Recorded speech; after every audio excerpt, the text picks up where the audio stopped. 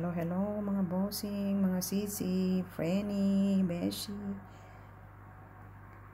ka-wheels, ka-best friend. May flex lang ako sa inyo. Natutuwa lang ako sa box na ito.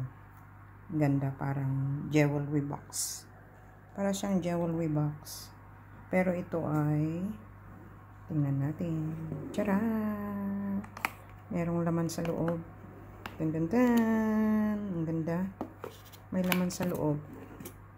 Papakita ko anong laman ng sa loob.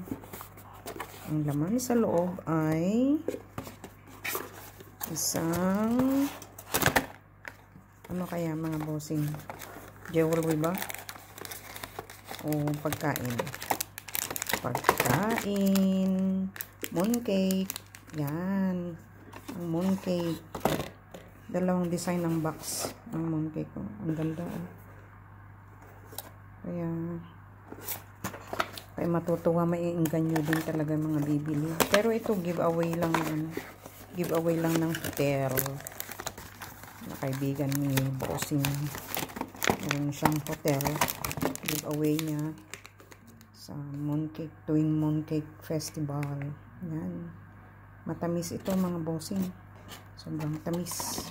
May itlog na maalat sa loob. Yan, authentic na food delicacy ng mga Chinese. Nagandahan lang ako sa box niya, parang jewelry. Kaya parang jewelry box. Kaya ang gagawin ko, itatabi ko siya, hindi ko itatapon. I will keep it para panlagyan ng mga anik-anik. Lalagyan ko siguro ng sinulid, karayom. Wala tayong ilalagay niya na jewelry. Sinulid at karayom na lang. Mga bossing. Yan. Ang ganda naman ang lalagyanan ko ng sinulid ko. O yan. Parang jewelry box. O kaya pwede rin palagyan ko ng mga ponytails. O kaya yung mga ipit-ipit. Yung ganyan. Yan.